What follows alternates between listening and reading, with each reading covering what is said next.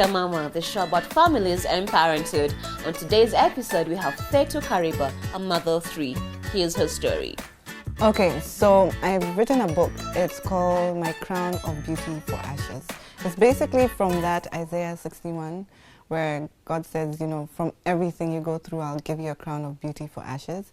And it just talks about a portion of my life. Of course, I'm still here, so I can't say my life. And it starts from when I was a young girl and went through sexual abuse. Something that's very common, but also uncommon because nobody talks about it. And after very, very many years, I was just like, okay, I'm going to do it. So I finally did it, and it talks about my life of abuse. And when you read the book, which is actually out now on Amazon, so you can find it by just typing in Thitu Kariba or My Crown of Beauty for Ashes. When you read the book, you would think I'm lying because it's a series of the same events, and it looks like a movie. And somebody's like, no, that's not possible. That many bad things can't happen to one person. And I'm like, but real life is just like, where did that saying come from? When it rains, it pours, like, you know? And you can look at some people who just seem to have good luck. And you're like, man, how do they do it? And then you look at somebody else and you're like, damn, I'm glad I'm not you. But it is that. You go through child molestation, and when that's not dealt with, it goes to being in abusive relationships. And when that's also something else, it goes into rape. And finally, trying to find myself, cope, and looking to things for coping. I put them out there to show people, like, these are symptoms. Nobody's born an alcoholic. Something happens, you know? Nobody's born obese. There's something going on. So we have to actually get down to that inner level and see and talk about these things, because it's real. Sorry, but it's real. And most likely it's your uncle, your brother, if you're a parent, your brother doing it, your sister doing it, the nanny that you've employed, the gardener, like in my case, unfortunately the fathers, the mothers. I'm not going to try and make it look like men are terrible. It's human beings, and we're broken. We're born broken, that one I can say. So we do some breaking along the way, and that's basically what the book is about. But it's basically, even when you're broken and you break and you get burnt and you burn people, God can give you that crown of beauty for those ashes. At the end of the day, you can get through it, over it, you know, you can heal and have a good life. Because it was terrible for me, and I went into depression, but now it's like I'm the happiest person, you know, like two different lives completely. First of all, I had my son out of wedlock, and I had him with what people today would call a deadbeat dad. So from the get, it was a series of you're not available, you're by yourself, you're being rejected, you know, those kind of things. So it starts from there. And once you go through all that, and then you have this child, it's just a pile-up again. So I went and I had my son, and it was a hospital experience. And even in the hospitals, it was kind of like harsh, you know, because they treat you like, you know, look at you, you know, out here single and pregnant, and, you know, talking to you kind of like in a very condescending way, or like you don't know what you're doing. And I'm like, you guys deliver babies every day. You know, you see 1,000 kind of people come through the doors. I think you need to focus on the miracle and stop focusing on how I got here. Anyway, human beings again. So it was a traumatic birth for me. And then being prone to depression already, I got to understand things that I don't like. I did my whole alcoholism. I did the trying of drugs to cope, and then I realized this is not the way. This was before getting pregnant? Yeah, during the other period. So buy the book and connect the two. But yeah, so I got to a place where, okay, the most I'll do is take a Panadol, and even then I'll be like, okay, I think I can deal with this pain. Like, let's not get too dependent on just going out there to cope. So when I go to the hospital, they'll pump you with drugs. And what people don't know is a lot of these drugs are really hormones. So you can imagine if your body releases a certain hormone for you to have a contraction, and your body also releases a certain hormone for you to deal with the pain. Naturally, it's supposed to be at that level. And then you come and artificially put something else in there. So basically it's like ODing. And then everybody knows, like, if you go into any drug that heavy, the withdrawal and coming down from it is going to be drastic. So I believe that's where that postpartum depression can start from. Like, you're pumped with drugs for hours. And it can be a painkiller, an induction. They're doing two different things which don't even make sense. You're given a painkiller for the pain. You're given the induction, Pitocin or whatever, to accelerate the contraction, which means more pain. So it's like, what are you doing? Yeah. Anyway, so coming off of that just sent me like crashing. And it was terrible because I didn't want to hold my baby after birth immediately. I didn't hold him for a few days, but they wouldn't allow me to have the baby by myself in the room, especially a room with windows. So I later came to find out there's some women who throw the kids out the windows, and it's a drastic thing. So yeah, then I had to deal with that. But fortunately, I have still a wonderful family, and they all pitched in, all of them. I only have brothers, but every single one of them was like changing the baby, feeding, just on it. And my folks were there, and it was really helpful. Although I didn't deal so much with it, I didn't address it so much then. We just kind of helped each other out. Come baby number 2. A set of different things, a very supportive partner, but not a very supportive family in terms of his family, for various reasons. More to do with the traditional aspect, really, because we're coming from two different people, 2 different countries, 2 different countrymen. So it's just like that tribal thing here. Like, it doesn't make sense, but there it is. So I still had a situation where I felt very, very rejected, and questioning, that you're there and you're pregnant and you're thinking, oh my gosh, if this baby dies, they're probably going to think, you see, those people can't even, have children. You know how it is. And if you have the child, like, is the child going to be accepted? So many things happening. As it is, when you're pregnant, you're emotional, so you don't need any more triggers and, But yeah, one thing I did was to keep myself very active, and that's when I started I was a Zumba instructor then. And again, thank God for fitness. And in this case, Zumba fitness, because it combined the 2 things I love, music and moving. So dancing away my troubles for an hour without thinking about anything was awesome for me. And so when I got pregnant, I was like, I'm not going to stop doing Zumba. I'm just going to change it up so I can do it while pregnant, among other things. So I started that. And that's how the Fitness for 2 got started. And then I decided, in those many experiences doing Zumba, I met a wonderful lady during an event called Lucy. And Lucy is a midwife.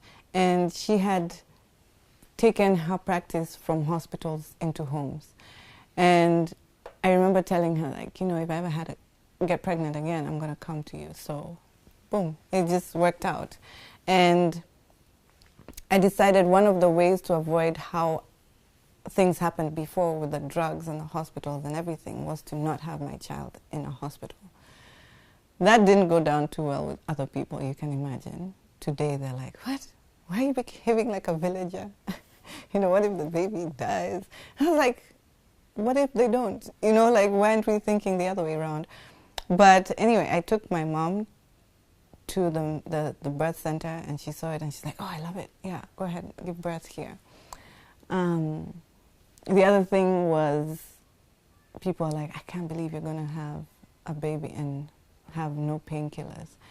And I was just like, did you ever, for those who've given birth, like, have you ever had a painkiller that dealt with labor pains?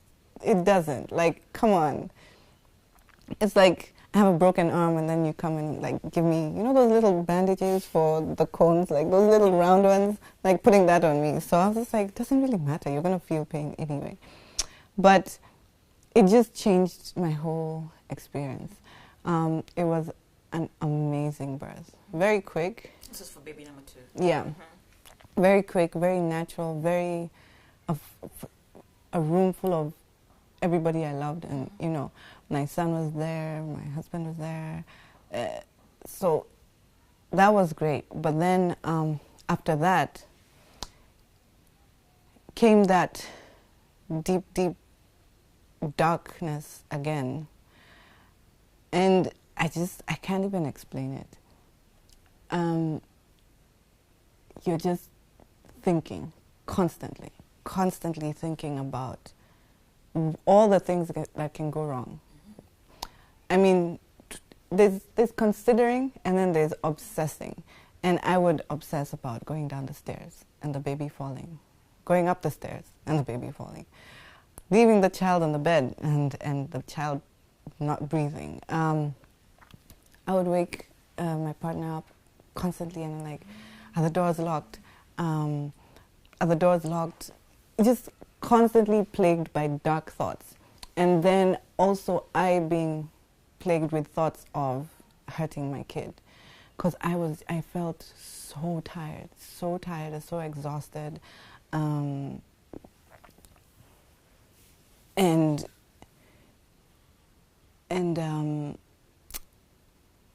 it came from suddenly not having his family involved to suddenly them being there, and it just felt overwhelming, because I'm like, it kind of made me feel like, okay, I'm still rejected, but now there's a child with your blood, so that's acceptable.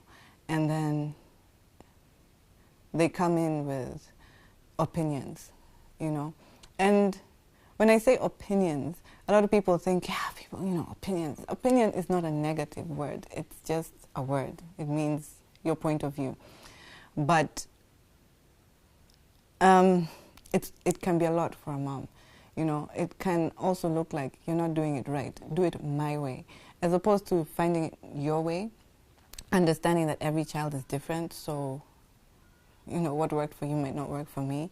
And other things that come with birth, cracked nipples, not just being able to breastfeed. People think it's so easy and natural. It's not. Wanting to give up on that, I remember getting frustrated when the baby would cry, and I'm so tired, and I'm like, what do you want? And I just tossed her onto the bed, like a bag, the way you just throw a bag onto the bed, and just walked out. And I know it, your head, in your mind, in your heart, you're like, that's not right. But all of you is like, I can't do this, And the beautiful thing about using Lucy as a midwife is that they cater to you throughout the 9 months and then 6 weeks after. So she would come and check on me and take me for walks and just talk, because she knows, okay, this one gets PPD, so let's just check on her. And my husband would keep a close eye. But at that point, I also had to have counseling. And then in my case, I had to get a man. I didn't want a woman, because my other thing was trying to understand a man's mind. like, he's a father. Why is he like? Why doesn't he understand what I'm saying?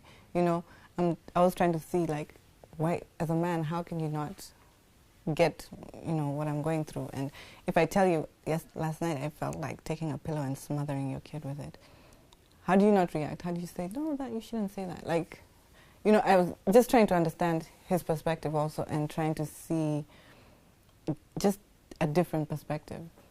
I had to deal with that. I had to deal with that in different ways. First, like, addressing his mom and saying, look, I'm here, so we have to deal with it, kind of thing. But also what I want people to understand is there's absolutely nothing wrong with my mother-in-law. Nothing. She's a loving person, and we have a good relationship. But you have to also take away the baby and the bathwater. There are traditions and customs, and then there's people. So she accepts me, you know, but there's those traditions and customs that still feel like, Pana, you know, we're not ready to accept her yet, kind of thing. How did you get past this? Did the counseling help? The counseling helped, but also addressing the issue, like talking to his mom, talking to my mom. My mom and I have a very cool relationship. I can tell her anything. I like that I can correct her and she can correct me. And, you know, I just keep going like, you know, what is this whole thing about? And I don't understand this. Or when I get angry and I'm like, I don't even want to be part of your family, so what? And she'll be like, you know, it's married, you know, it's because you know you don't have a certificate or a ring on your finger doesn't mean you're not married. And this is the thing, how you deal with things, coexisting. And then there was, as strange as it may sound, placenta pills. So once I gave birth, we put my placenta in, like, you know, the ice cream containers. And then we sent it off to this lady who dries it, puts certain herbs that are good for after birth, you know, dealing with depression, milk, all those things. So it came back and I just took those. Is it SM or locally? No, here. Oh. Yeah, locally. So I got it back actually like a day later, and I just started taking those. So those would help. And then getting control of my situation.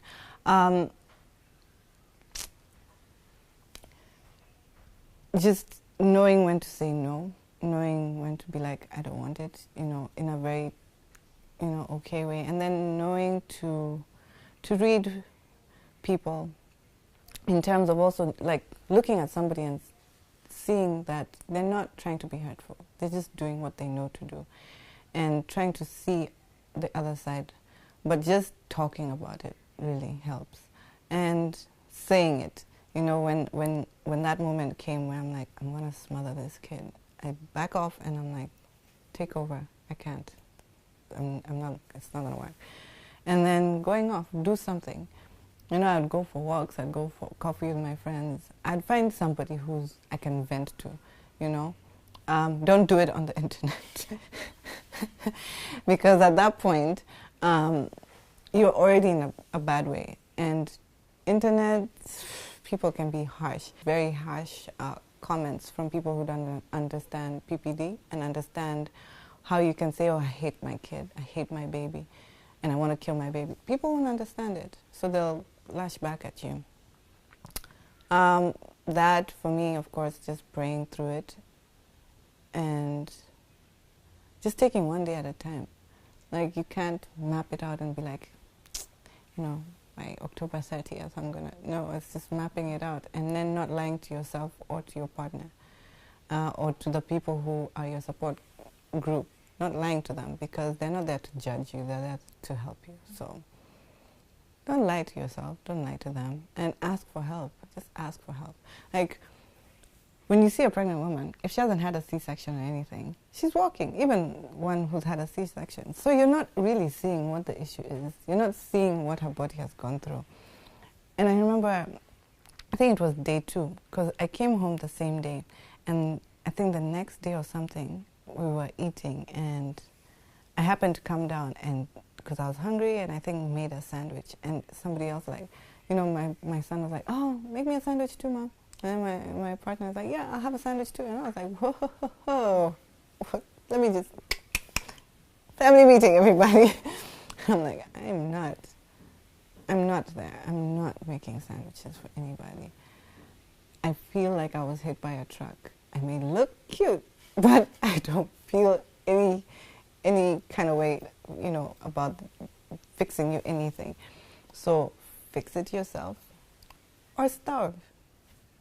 You know, you're grown people. I highly doubt you will like sit in the house and starve to death. And if you do, that's your decision.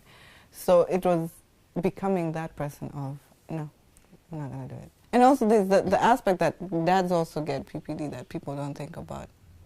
Really? Yeah. They have a hard time. First of all, you haven't been connected to this child. It hasn't been growing inside of you. Then suddenly you came from bro to dad, you know, and you're like, oh God. And nobody tells you how much baby poop stinks. And you know those videos and you see the dad opening and he's like, oh. It's like, wow, okay. It's also hard. It's hard for the dads. And then suddenly he had this woman who was like, you're my, you know, everything. And now she's like, oh, you already left for work. Oh, you came in. Oh, okay. You know, it's like, wow, okay. In one day, I went from hero to zero. And let's not talk about sex. Like, some of you may not see that for a long time. And it's like, and for men, that's a need. You know, it is a need. So it's like, wow. And they get cranky too. And then they don't know why the baby's crying. Then they don't know why mom is crying. You know, like, why is it one day my whole household is just like, you know? So, and then for them again, it's like, okay, there's always people at my house drinking tea and holding the baby, and you can't even just come home and just recline. So they also go through it. It's not easy, but people have this idea of soothing people by telling them it could be worse. Do you know? I'm just like, really? You don't put a comparison to it, you know, accept what people are saying. Like if somebody breaks their leg and they're in the hospital, seriously, you don't go and say, man, you know, it could be worse. You could have broken your neck and died. I'm like, how is that soothing? Just listen to them. They're telling you about what they're doing now. Like, maybe sound cold, but dead people are dead. They don't feel anything. This person is going through something. They're feeling pain. They're feeling this. Like, listen to them. And acknowledge that. Even the person who's offering the support, acknowledge that. You know, when I tell you, oh, my kids are annoying, don't come and say, you know, at least you have kids. There are women out there who are praying for kids. And you know what? When they finally get their kids, they're going to look at this kid and like, I swear, you are so annoying. So that's not a comfort. The fact is, kids can be annoying. Pregnancy can suck. Your husband is an idiot sometimes. The wife is a nag. And that's just the truth. If you think that you're going to have this wonderful baby and life is going to be sunshine, oh, no. It's going to be a bird that flies over you and poops on you. Like, that's life for you. The sun will be shining, but then a bird will come from nowhere and just, you know, like, that's life. And it's okay. But yeah, this is an invalid, basically. Mentally, emotionally, physically. So we have to see it that way. Otherwise, you're just going to be like, oh, why are you depressed? And why do you want to smother your child? And, you know, I can't believe your body, why are you still fat? I thought you gave birth already like 3 weeks ago. You know what I mean? And it's like, oh my God. So it's a lot. We hope this episode has shed some light on the struggles of postpartum depression. Thank you for watching. Don't forget to like, subscribe, and share.